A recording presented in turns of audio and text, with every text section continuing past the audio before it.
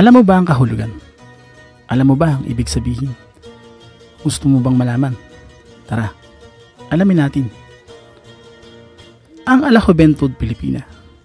Ito ay ang tula ni Gato C. Rizal noong 1879 na inilaban niya at nagwaging first prize sa literary contest ng Artistico Literario of Manila. Ang Code of Calanchao.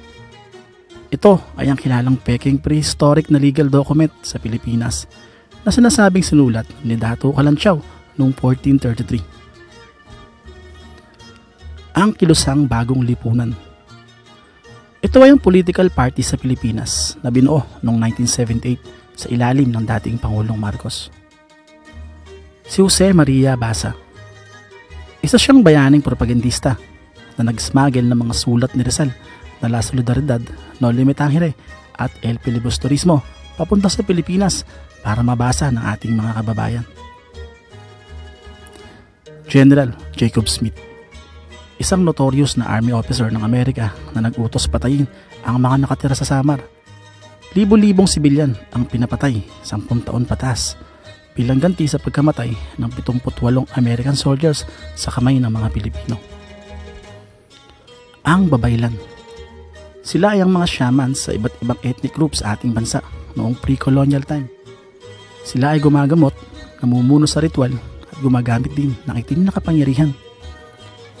Ang Diaryong Tagalog. Ito ay isang makabayang pahayagan laban sa pang-aapi ng mga Kastila sa ating bansa. Ito ay nasa patnugot ni Marcelo H. del Pilar at nagsimulang umiral noong 1882. Ang Magellan's Cross. Ito ay isang Catholic cross na iniutos ni Magellan na itindig sa Cebu nung sila ay dumating noong March 1521. Ito ngayon ay may kita sa Basilica Minore del Santo Niño. Ang Katalogo Alpabetico de Apelyidos. Ito ay aklat ng mga apelyido sa Pilipinas. Sa pag-utos ni Gobernador Narciso Claveria noong 1849, ang mga Pilipino ay kinakailangan magkaroon ng apelyidong Espanyol.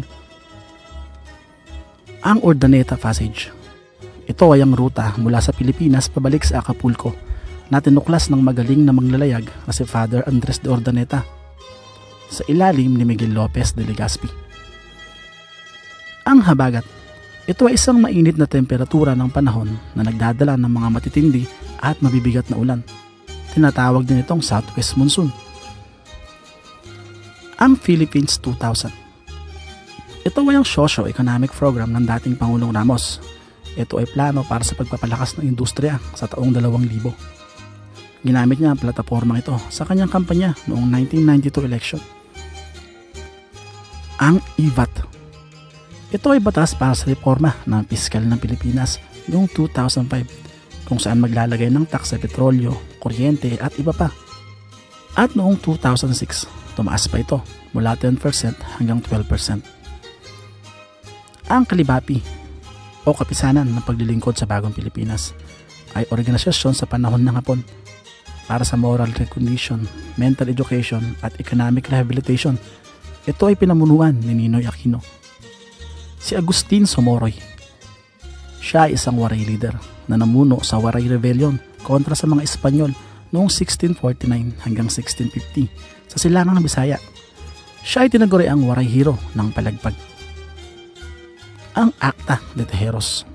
Ito ay isang dokumento na ipinresenta noong March 23, 1897 na naglalaman ng hindi pagtanggap sa resulta ng eleksyon ng Tejeros Convention. Sinabi ni Bonifacio na may dayaang naganap sa eleksyon ngayon at ito ang nagmitsa ng kanyang kamatayan noong May 10, 1897.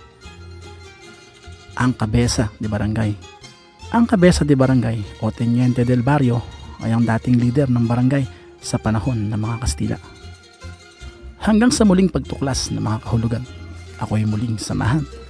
Hanggang dito na lang mga paos. See you sa next episode. Bye bye.